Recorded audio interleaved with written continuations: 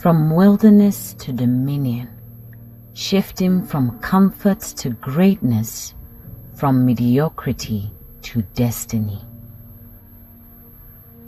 God is a God of order.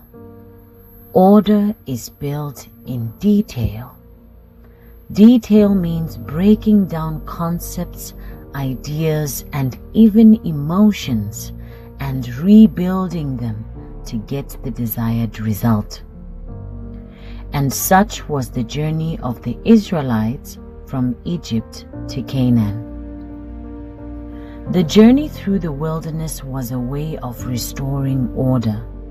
It was a restructuring. Egypt was slavery. Canaan was dominion. And the victory was in the detail of the journey, the introduction of the vision, the move from their comfort zone, the points of uncertainty, the thirst for familiar habits and familiar places, the constant shift from the future they need and the past they know, the unending battle between slavery and dominion, between greatness and mediocrity. So the wilderness was a period of transition, of teaching them a new way of thinking, new habits, a new culture, and a new way of being, so that they can be prosperous in the place they were called to be. The wilderness was meant to prepare them for their next level.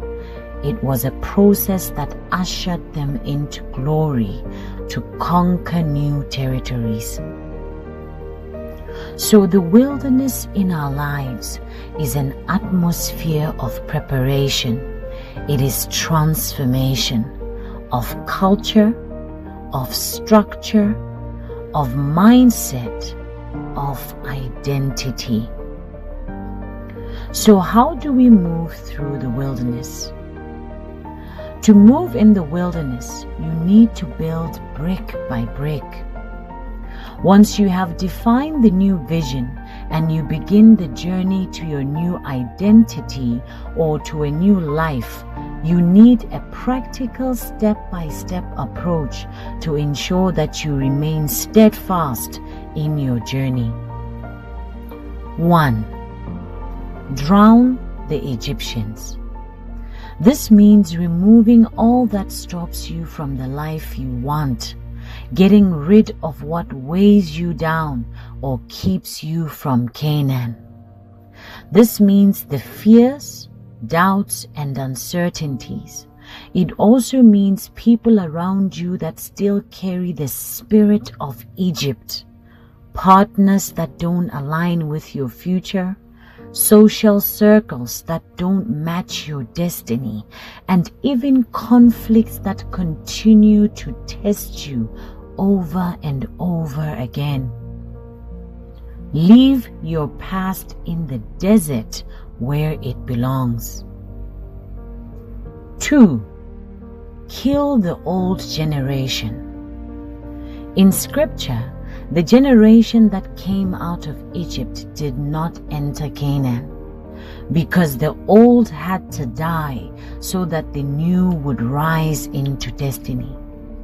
So when you walk into new life, the part of you that carries the memories, the ideas, and the old mindset must die, as it will set you back into old ways. In business, the old generation means employees that have the old culture in the form of institutional memory, the outdated structure, or the old strategy which does not serve innovation. These can hinder your transition into Canaan, into legacy, and into sustainable value. Removing that old mindset is like wiping out the past generation of the Israelites. It is a painful loss, but necessary for prosperity of the coming generation. It is crucial for building sustainability. The old mind only keeps you in the same place, so you must accept the loss for the greater good. So whether in your life, career, or business, ask yourself, what mindset, structure, or strategy do I need for the next dimension? To prosper in new life, you must realign your structure and the way you function to fit your desired future, not the comfort of the present. You cannot prosper in Canaan with wilderness thinking. The wilderness is a space of knowledge and of revelation of truth about who you truly are.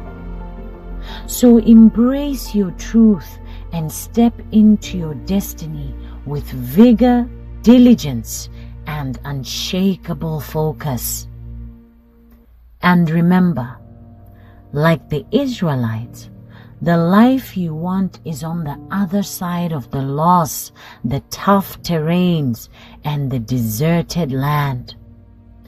Greatness does not grow in comfort.